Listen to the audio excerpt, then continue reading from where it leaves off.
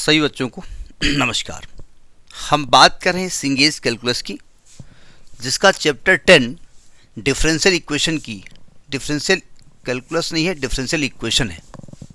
Differential equation की हम बात कर रहे हैं, जिसका कंसेप्ट एप्लीकेशन 10.6 की बात हो रही है। तो देखते हैं उसका नेक्स्ट क्वेश्चन। देखिए सेकेंड क्वेश्चन क्या कहता है। हम क्वेश्चन पढ़ते हैं, तब तक आप दीदारे क्वेश्चन करिए। और पढ़ना क्या है, एक लाइन का क्वेश्चन है।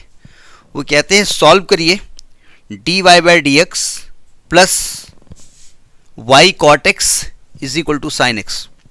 सबसे पहले तो आपको ये पहचानना पड़ेगा कि लीनियर डिफरेंशियल इक्वेशन है। अब आप कहेंगे हमने थंबनेल देख लिया है, आपका 10.6 आपने लिखा है और 10.6 लीनियर का है, तो ये थंबनेल आपके एग्जाम में थोड़ी आएगा, तो ये पहचानना पड़ेगा ना। तो अगर हम इसको ध्यान से देखें, ये लीनियर डिफरेंशियल इक्वेशन है। तो आप क्या करेंगे, सबसे पहले कंपेयरिंग इक्वेशन 1 विद, किससे कंपेयर करेंगे, dy by D X plus P Y is equal to Q से कंपेयर कर देंगे।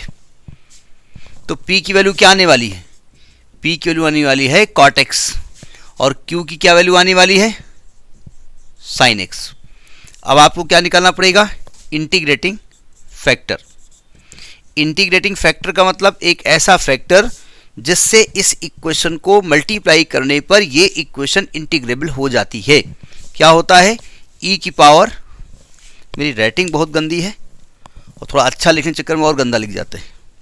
अब उसके लिए हम करें क्या, अब इस एज में सही नहीं कर सकते इसको।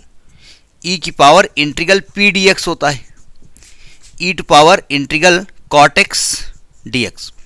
अब इंटीग्रल आपका क्लियर होना चाहिए। इंटीग्रेशन नहीं आता तो डिफरेंशियल इक्वेशन आप नहीं कर सकते। cot x का इंटीग्रल क्या होता है, log sin x, और बेस इसका क्या होगा e, तो e हट जाएगा, ये केवल sin x आने वाला है। ठीक, ये हमने इंटीग्रेटिंग फैक्टर बता दिया है ना।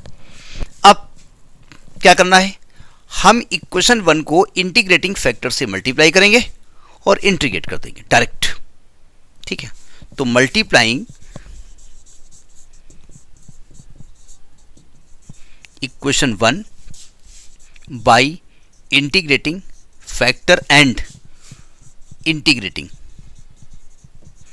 अब हमने इसको इसको डायरेक्ट क्या लिखते हैं, y इंटू इंटीग्रेटिंग फैक्टर। इसको डायरेक्ट करना है, इसको आपको मल्टीप्लाई करके नहीं दिखाना है। हमने आपसे कहा था इसको sin x से मल्टीप्लाई करो, ठीक है, जो भी रिजल्ट आए उसको इंटीग्रेट करो, ये आंसर आएगा।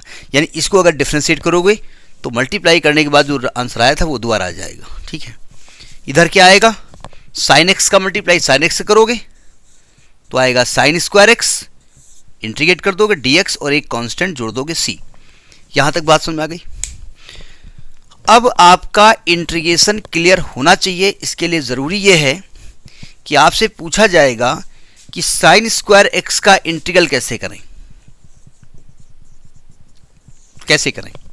तो आपने इंटीग्रेशन में पढ़ा है, हमने पूरा सिंगेज का कॉन्सेप्ट इंटीग्रेशन वाला अपलोड कर रखा है, आपने पढ़ा ही होगा कि sin स्क्वायर x या cos स्क्वायर x को इंटीग्रेट करने के लिए हमेशा cos 2x में ब्रेक करते हैं। sin क्यूब x को दो मेथड हैं, t मान के भी लगा सकते हैं और sin 3x में कर सकते हैं। ठीक है, cos क्यूब x को t मान के लगा सकते हैं, cos x या cos 3x में ब्रेक कर सकते हैं, लेकिन sin स्क्वायर का इंटीग्रल करने के लिए cos 2x में ब्रेक करना पड़ेगा। तो हम जानते हैं cos 2x का एक फार्मूला होता है 1 माइनस 2 sin स्क्वायर x, पढ़ा होगा आपने। इसको इधर ले आओ, तो 2 sin square x is equal to 1 minus cos 2x, और 2 हटाओगे तो बाई 2 आएगा। यानी इसको लिखेंगे 1 माइनस cos 2x और बाई 2 को बाहर कर दिया dx प्लस c। ये बात आपको क्लियर होनी चाहिए, ये कंडीशन है, समझ लीजिएगा। अगर इतना नहीं क्लियर है तो फिर आप डिफरेंशियल इक्वेशन नहीं कर सकते। तो आएगा y इंटू साइन एक्स 1/2, 1 का इंटीग्रल x cos 2x का 1/2 sin 2x प्लस c। अब आप sin x को इधर लेके आओ ना आओ, 1/2 को अंदर ले जाओ, जा सकते हो। तो y into sine X is equal to ये 1/4 हो जाएगा, ये आएगा 2x minus sign 2x plus c। अब जिस फॉर्म में आपका आंसर आ रहा हो आपका आंसर इसी फॉर्म में लिखा हुआ है, क्योंकि इस sin x को यहाँ लाने से कोई फ़ायदा तो होने वाला है नहीं, ठीक है। तो यही आपका सोल्यूशन हो गया। तो this is second question of concept application 10.6। Next in the next video. नमस्कार।